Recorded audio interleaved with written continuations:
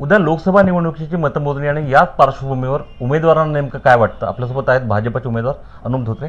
दादा, सर्व exit poll आलेत, देशात आणि अकोल्यातही भाजपचाच बोलबाला दिसून येत आहे. काय प्रतिक्रिया आहे मतमोजणीच्या आधीची? नक्कीच एक्झिट पोलमुळे एक सुखद बातमी मला आणि भारतीय जनता पार्टीतील सगळ्या कार्यकर्त्यांना, अकोला लोकसभेतील सगळ्या जनतेला एक त्याच्यामुळे आनंद झालेला आहे. आणि पुढे आता कामाचं नियोजन हे आमच्या ऑफिसमध्ये बसून कार्यकर्त्यांशी चर्चा करून आणि लोकांची चर्चा करून पुढे काय केलं पाहिजे याची नियोजन आता आम्ही सगळे करतो. दादा, यावेळेचा पेपर जो आहे, परीक्षा जी फार कठीण होती, दोन दिग्गज समोर होते. तुमच्या वया इतका राजकीय अनुभव असलेले प्रकाश आंबेडकर होते आणि वैद्यकीय क्षेत्रातले डॉक्टर अभय पाटील होते. फार मोठं आव्हान होतं.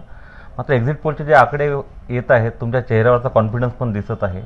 संपूर्ण निवडणूक कशी होती आणि कसे सामोरा गेले ते?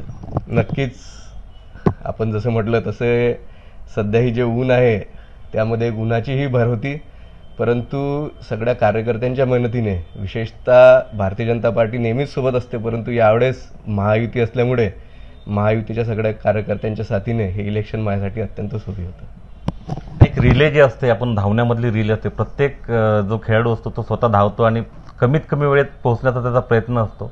तुम्ही आणि भाजपचे कार्यकर्ते त्यांच्यासाठी ही रिलेच होती, कारण आव्हान मोठं होतं. यावेळेस विशेष म्हणजे संजू भाऊंचा जो लीड आहे 2-3 निवडणुकींमधला, त्याचं एक आव्हान आहे.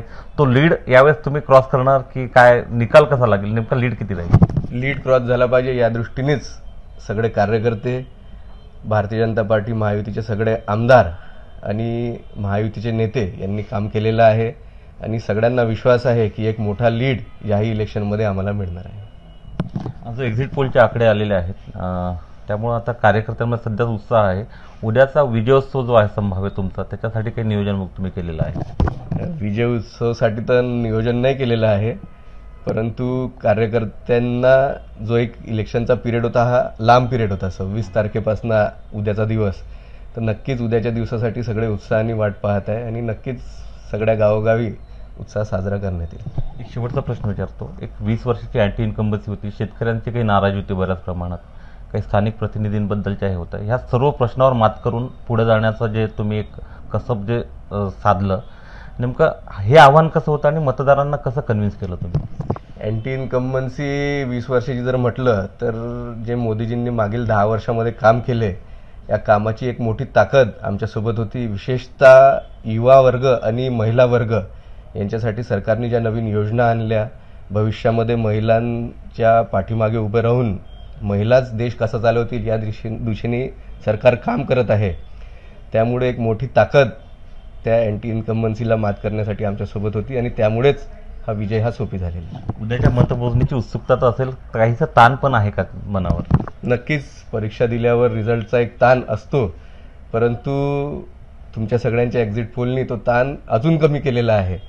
तर उद्याच्या दिवसाची वाट आपण सगळेच, आपला पूर्ण देश उद्याच्या रिझल्टची वाट पाहून राहिला आहे.